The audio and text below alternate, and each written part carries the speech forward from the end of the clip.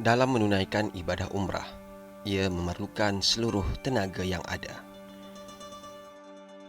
Walaupun kepenatan, namun kami dapat merasakan kepuasan kerana tercapai matlamat hidup ini.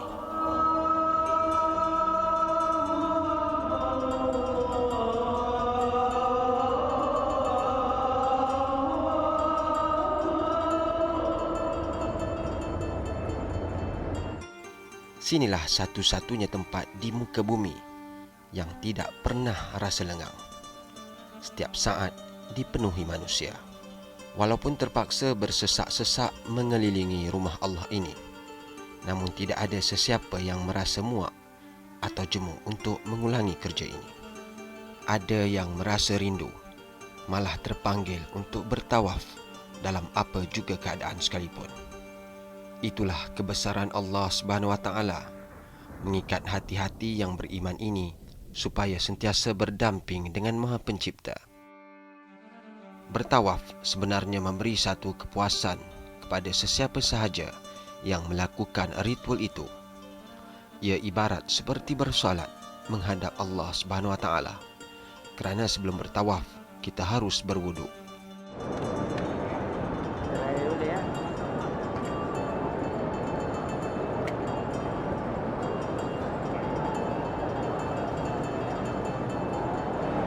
Okey, alhamdulillah, syukur kepada Allah Subhanahu Wa Taala kerana apa yang kita rancang, apa yang kita impikan selama ini dimampukan oleh Allah Subhanahu Wa Taala.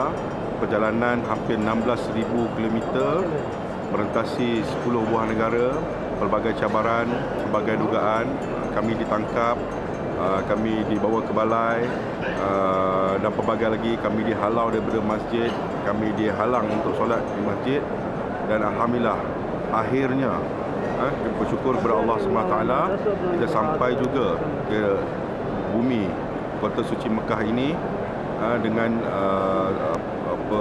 restu dan juga dengan jemputan daripada Allah Subhanahu Wa Taala.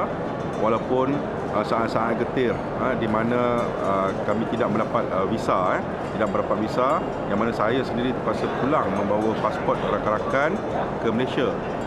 Kita ada hanya masa 2 hari saja untuk menguruskan visa tersebut, dan alhamdulillah dengan kerjasama kerajaan Malaysia daripada menteri dan juga daripada Tabah Haji sendiri, alhamdulillah akhirnya kita sampai juga. Bersyukur kepada Allah Subhanahu Wa Taala, kita selesai melaksanakan ibadah haji dan umrah di sini. Alhamdulillah. Alhamdulillah, syukur akhirnya selepas 2 bulan sampai juga ke Tanah Suci, walaupun dengan pelbagai rintangan yang terpaksa dihadapi. Alhamdulillah, syukur sangat. Janji Allah itu pasti. Kalau dekat janji kita sampai juga, insya-Allah. Alhamdulillah. Rasa bersyukur bertuah sangat kerana menjadi tetamu Allah pada tahun ini. Walaupun meninggalkan anak lebih kurang 2 bulan tu mengambil masa yang agak lama, tapi alhamdulillah berbaloi sebab akhirnya sampai juga saya ke sini untuk mengerjakan haji pada tahun ini. Ya, walaupun kos yang dikeluarkan untuk umrah ini adalah boleh dikatakan agak tinggi juga, tapi ini adalah antara peluang sekali dalam semua hidup. Ini tidak mungkin akan datang lagi. So dengan apa yang peluang yang ada, rasanya kita gunakan sebaik mungkin, keluarkan segala modal yang ada, segala wang simpanan yang ada untuk mencapai cita-cita menuju Tanah Suci dan dunia akhirat. Walaupun pada mulanya kelihatan agak sukar dengan tangan kewangan masing-masing, tapi alhamdulillah dengan izin Allah semua rintangan ini dapat diatasi. Dan ini alhamdulillah saya berpeluang sepanjang perjalanan dalam masa selama 2 bulan. Dan sepanjang tempoh perkahwinan selama 10 tahun, tidak pernah hari-hari bersama suami. Kerana suami saya ini seorang yang sibuk kerana outstation. So kali ini diberi peluang 2 bulan, hari-hari tengok muka dia. So, alhamdulillah, syukur dapat mengeratkan lagi hubungan kami. Sebab selalu dia di outstation, so jarang jumpa kami dengan anak-anak. So kali ini diberi peluang bersama suami selama 2 bulan. eratkan lagi hubungan kami.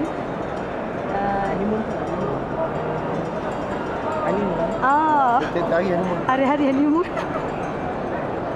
Alhamdulillah, sebabnya waktu ni lebih mengenali hati masing-masing. Ketika susah dan senang pada waktu ni. Sebab dalam perjalanan ni ada waktunya kita ada mengalami masalah ya. Dan pada waktu tu juga sama-sama boleh mengambil part masing-masing. Maknanya boleh menenangkan antara satu sama lain sekiranya ada masalah. Alhamdulillah. Sebagaimana mendapat anak yang pertama, perasaannya bercampur-campur. Tapi dalam konteks Baitullah, perasaannya adalah satu perasaan yang sukar nak digambarkan. Suka, sedih, syukur. Satu perasaan yang wajar dirasai sendiri oleh setiap umat yang bergelar Muslim. Saya rasa kalau ke Baitullah sebabnya saya tak ragu-ragu untuk mengulangi semula apa yang kita lakukan.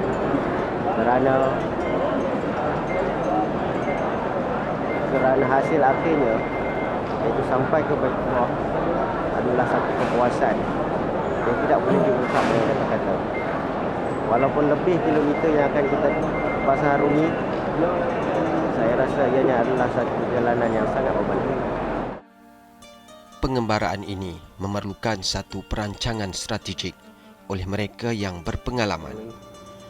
Dan Zikri adalah orang yang memainkan peranan penting dalam menjayakan perjalanan kami. Pengalaman ini sebenarnya satu, dia membuat kita lebih menjadi orang yang lebih sabar, lebih tawakal, lebih tawaduk dan lebih redha apa yang berlaku, benda yang dirancang dan yang tidak dirancang. Pengembaraan ini melebihilah sebab saya menjangkakan lebih banyak cabaran daripada segi kepada peserta dan juga daripada peserta sendiri. Sebab pengembaraan yang melalui lebih 10 negara ni bukan satu kerja mudah untuk merancang tu, untuk nak menguruskan pun satu. Tapi alhamdulillah saya pun tak sangka dan semua tim dapat memberikan kerjasama yang baiklah dan juga memberi orang kata give and take lah. Dalam banyak hal yang banyak membantu perjalanan ni lebih baik daripada apa yang kita jangkakan. Saya rasa itulah yang apa tu yang satu yang baik lah. Kerana saya secara umumnya saya lebih pada navigator. Maknanya semasa sebelum dan semasa perjalanan, sebelum perjalanan saya kena buat planning untuk routing. Sebab alhamdulillah saya ada pengalaman lebih memandu lebih 50 negara kan. So berdasarkan pengalaman sikit tu, so saya buat routing. Kedua, semasa perjalanan tu saya buat planning. Apa nak buat esok, lusa, itinerary dia, apakah pengisian semasa perjalanan, apakah timing dia, apakah jarak dan sebagainya, di mana nak berhenti. Itu tugas utama saya. Pertama cabarannya adalah untuk trip ni dia melibatkan kewangan yang agak besar. Kita secara personal, kita setiap seorang habis lebih 50,000 lebih. Kita tak habis kira lagi apa, tapi lebih 55,000, 60,000 lah seorang lebih. Pertama. Kedua adalah melibatkan banyak visa. Banyak visa ada kena ada guide. Itu sebenarnya menambahkan kos yang kita tak jangka. Visa tak mahal tapi kos guide. Maknanya contoh di China kita ada 17 hari, kita perlu ada guide dan juga visa, dan dengan visa kenderaan. Begitu juga di Turkmenistan, Uzbekistan dan di Iran. Iran pada umumnya tidak memerlukan, tetapi setelah kita bincang dengan pihak konsulat kita di sana, kalau kita melalui jalan darat, kenderaan sendiri, kita memerlukan karnet. So karnet memerlukan ejen, kita perlu guna ejen. So ini yang menyebabkan dia menjadi lebih mencabar lah berbandingkan pengembaraan saya sebelum ni. Pengembaraan sebelum ni banyak cover belah-belah Europe, belah-belah Skandinavia, negara-negara yang tak banyak memerlukan visa. Pertama. Kerana seterusnya adalah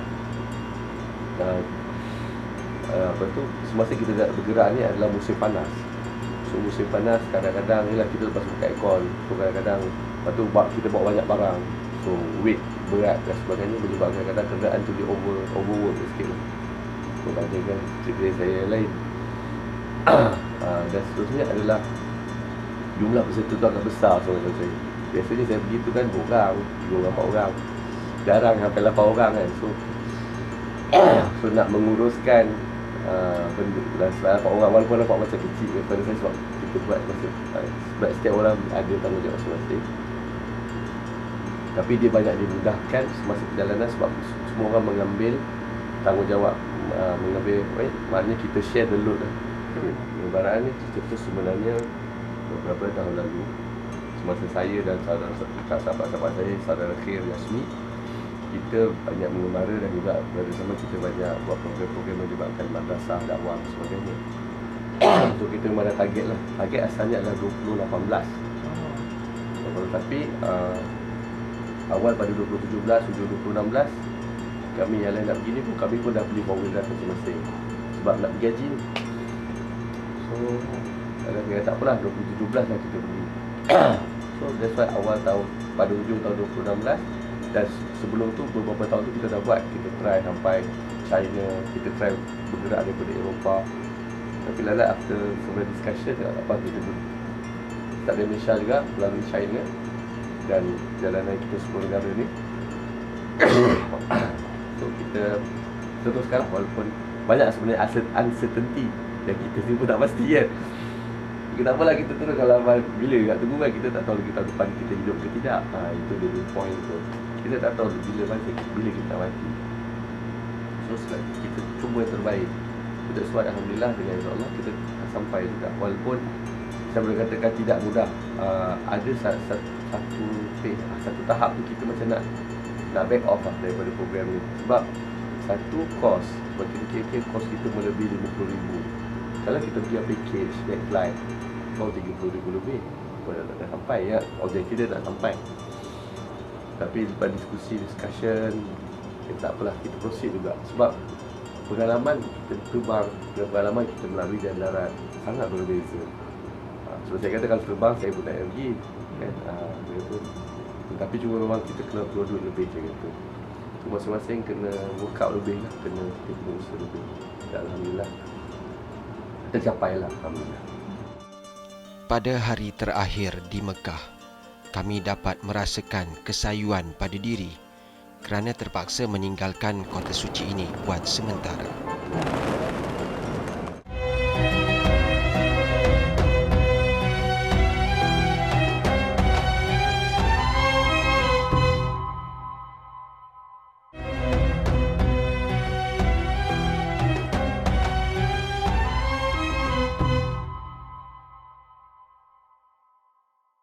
Selepas Mekah, kami bergerak ke Madinah Al-Munawwarah dengan menaiki van yang telah disewa daripada Global Ikhwan, syarikat yang mengendalikan urusan haji kami di Tanah Suci. Asal nama Madinah ialah Yasrib, tetapi selepas peristiwa hijrah, namanya telah diubah kepada Madinat Al-Nabi, iaitu kota Nabi ataupun kota yang bercahaya. Masjid Al-Nabawi atau Masjid Nabi ialah masjid yang kedua paling suci bagi umat Islam. Setiap langkah diiringi zikir dan selawat ke atas Nabi, satu-satunya pemimpin dan insan yang dikagumi sehingga ke hari ini dan selamanya. Lazimnya ramai akan mencari tempat yang paling depan. Ya Rasulullah, kami datang kepadamu walaupun sejauh mana kami terpaksa lalui. Adakala kita tiada pilihan, tetapi duduk sahaja di tempat kosong yang ada. Suasana seperti ini sudah menjadi satu kebiasaan. Setiap kali selepas solat apa waktu sekalipun, pasti semua akan meluru ke makam Rasulullah sallallahu alaihi wasallam. Orang ramai terpaksa berhimpit-himpit disebabkan bilangan yang datang mengunjungi makam baginda begitu ramai. Di dalam Masjid Nabawi terdapat satu kawasan yang digelar Raudah, iaitu satu tempat yang sangat mulia. Sebelum ini ia adalah lokasi Rasulullah sallallahu alaihi wasallam dan para sahabat beribadah.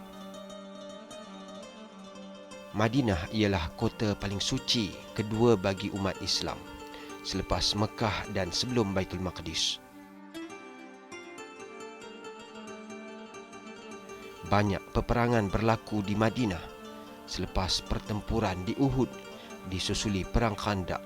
Perang Khandaq melibatkan tentera Islam menggali parit terbentang dari utara sehingga selatan Madinah sepanjang 5,544 meter, lebarnya 4,620 meter dan kedalaman 3,234 meter. Selain cuaca sejuk, kaum muslimin kekurangan bahan makanan sehingga dilanda kelaparan. Namun atas keberkatan Allah Subhanahu Wa Taala, kaum muslimin dapat mengalahkan musuh. Selesai Masjid Khandaq, kami berangkat untuk melihat sendiri Masjid Quba. Ia merupakan masjid pertama yang didirikan oleh orang Islam semasa peristiwa hijrah. Madinah mempunyai banyak bukit yang mempunyai sejarahnya yang tersendiri. Bukit Uhud adalah salah satu daripadanya. Di sini tercetusnya peperangan yang memilukan antara tentera muslimin yang dipimpin Nabi Muhammad sallallahu alaihi wasallam dengan kaum musyrikin kota Mekah.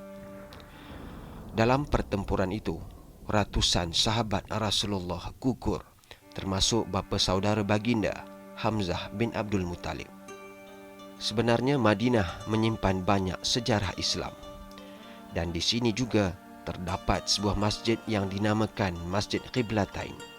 Di sini turun wahyu kepada Nabi untuk mengubah hadap kiblat dari Baitul Maqdis ke Kaabah di Masjidil Haram. Dan sejak peristiwa itu, umat Nabi Muhammad sallallahu alaihi wasallam menghadap Kaabah setiap kali bersolat sehingga ke hari ini. Selepas selesai sesi lawatan ke tempat-tempat bersejarah, kami kembali ke tempat kediaman. Tiba masa untuk kami mengemas pakaian dan bersiap-siap untuk pulang ke tanah air. Sememangnya sesiapa yang datang ke tanah suci Mekah dan Madinah akan pulang dengan muatan yang berlebihan.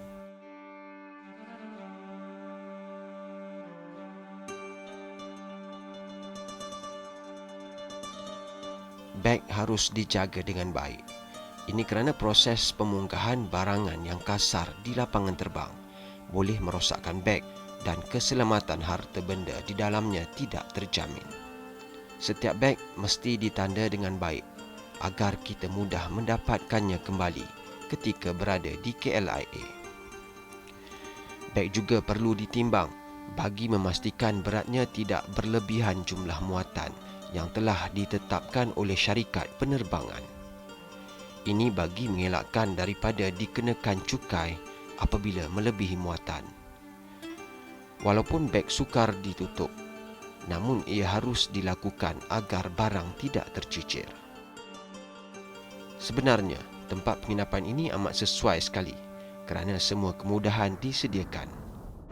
Okey, alhamdulillah lebih kurang 2 bulan kami meninggalkan Malaysia dalam jarak lebih kurang 16,000 km, memandu kenderaan dalam lebih kurang 35 hari dan lebih kurang dalam 20 hari lebih kita mengerjakan umrah dan haji. Dan ini alhamdulillah merupakan destinasi terakhir, iaitu di Madinah Munawwarah. Pagi tadi kami selesai menziarah Rasulullah dan mengucapkan selamat tinggal lepas kita solat sunat di Rauzah. Alhamdulillah, syukur Allah SWT, segala rintangan yang dilalui, segala ujian yang ditepuhi menguatkan kami, keazaman kami, dan alhamdulillah berkat daripada perjalanan yang diredai, direstui dan mendapat sokongan daripada semua pihak dan doa daripada semua pihak, kini kami sedang bersiap untuk pulang ke Malaysia. Okay, hari ini kami akan bergerak ke Dubai dan besok insyaAllah kita akan bergerak ke Malaysia. Okay, moga jumpa lagi. Doakan perjalanan kami selamat insyaAllah. Namun yang bermula akan berakhir. ini sememangnya tidak dapat dinafikan. Kami berharap dapat kembali di tempat ini suatu hari nanti. Gembala Inspirasi Haji Global Ikhwan Villa Madinah Munawwarah. Selamat tinggal Villa. Penginapan di sini satu pengalaman yang manis. 2 bulan lalu kami membuat perjalanan yang jauh untuk tiba ke sini. Tetapi kini tiba masanya untuk berpatah balik. Namun kami singgah di hub pengangkutan untuk menaiki bas yang lebih besar yang akan membawa kami ke lapangan terbang di Jeddah. Suasana matahari terbenam sedikit demi sedikit membuatkan kami teringat saat-saat perjalanan jauh yang telah kami tempuhi sebelum tiba ke Tanah Suci. China, Kyrgyzstan, Uzbekistan, Turkmenistan dan yang lain merupakan satu pengalaman yang tidak mungkin dapat kami lupakan begitu mudah. Rasanya sudah lama kami tidak meneliti pasport. Oleh kerana kami jemaah haji yang datang secara persendirian, oleh itu kami terpaksa membeli sendiri air zam-zam.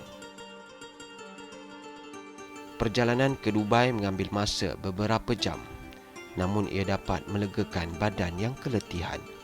Tidak ada yang lebih menggembirakan kami apabila sampai ke rumah Kapten Osman.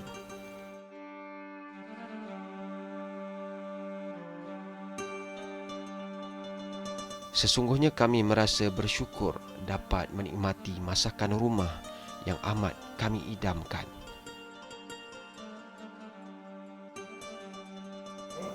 Dan lebih menggembirakan apabila dapat menatap wajah Kapten yang baru sahaja pulang dari kerja.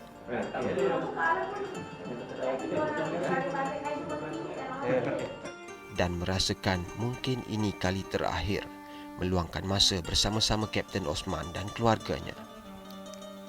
Kami mengharapkan ini bukanlah kali terakhir kami bersua Kapten Osman dan keluarganya. Ada sebab kami semua berjubah putih. Kami telah berpakat untuk berpakaian sedemikian sebagai tanda baru pulang dari Tanah Suci. Selepas 5 jam perjalanan, kami kini berada dalam Aerotrain KLIA. Tidak tahu apa yang hendak dirasakan, sedih bersulam gembira. Okay, Alhamdulillah kami selamat tiba beberapa jam atau beberapa hari daripada Madinah. Kita singgah di Dubai dan juga singgah di Sri Lanka, dan sekarang kita selamat tiba di KLIA. Sanak saudara sedang menunggu kat luar tu, hujan sedang menunggu, dan Alhamdulillah kami disambut dengan hujan rahmat. Itu yang paling rasa terhadu dan sebangga. Sedikit demi sedikit perjalanan menjadi pendek. Di sinilah pengakhirannya, menunggu barang yang tidak begitu banyak kerana selebihnya berada dalam 2 kenderaan pacuan 4 roda yang masih berada di Dubai. Langkah demi langkah yang diambil sambil meninggalkan apa yang sudah kami lalui sebelum ini.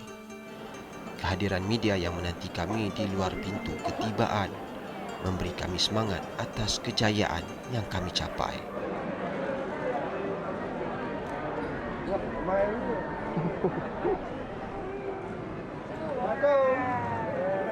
Saling berpelukan menghilangkan kerinduan.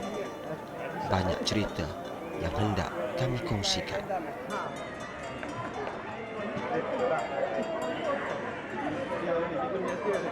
Khair menceritakan detik-detik mengharungi perjalanan yang jauh, dan baginya pengakhiran adalah manis. Alhamdulillah kita dah tinggalkan Malaysia lebih daripada 2 bulan. Perjalanan darat ambil masa dalam lebih kurang 35 hari, dan kami seperti yang Malaysia umum mengetahui, kami sangkut di Dubai selama 5 hari kerana musuh besar.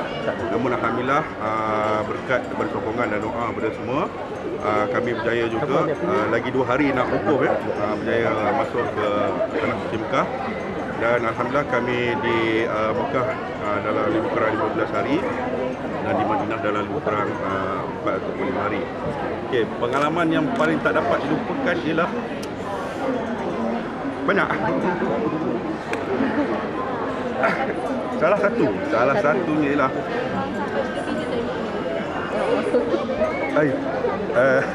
tak dapat nak cakap lah bagi saya punya ni. Saya sebab okey, di antara kepuasannya ialah apabila kita sepanjang perjalanan tu kita bertemu dengan orang cakap orang-orang tempatan kan, dan mereka sangat-sangat kagum. Rata-rata memang semualah, sama ada yang Islam ke, yang belum Islam ke. Dan bila kita menerangkan mereka, maka kita akan bergerak ke Tanah Suci Mekah dengan menggunakan kenderaan, mereka sangat-sangat kagum. Dia kata memang this is orang cakap sesuatu yang sangat memberi inspirasi kepada mereka. Dan ada juga yang kata kalau nak pergi lagi, dia kata kami nak follow. Kan, kami nak ikut turut serta. Okey, sudah tentulah ini yang paling bermakna lah, sebab dia punya ending dia tu ialah menunai haji, melengkapkan rukun Islam yang kelima. Itu yang paling penting. Cabaran yang sebelum-sebelumnya memang kita dah biasa lalui. Cuma yang cabaran kali ini sebab kita kena meet the deadline, iaitu kita kena target kita kena berada di Arafah pada tarikh yang tersebut. Dan alhamdulillah kita 2 hari sebelum wukuf kita berjaya masuk ke Mekah. Tentunya Jasmi dan Zuraini menjadi buruan media kerana mereka adalah satu-satunya pasangan suami isteri yang menempuh perjalanan yang jauh dan begitu lama. Dan senyuman Izam seolah-olah membawa banyak makna. Kami akan merindui Jasmi dan Zuraini yang banyak berbakti kerana menyediakan makanan untuk kami siang dan malam tanpa mengira waktu. Bersabil banyak mengajar kami untuk terus bersedekah sehingga akhir hayat. Kau minta maaf dengan dia. Kau banyak dosa kat dia. Saya pula.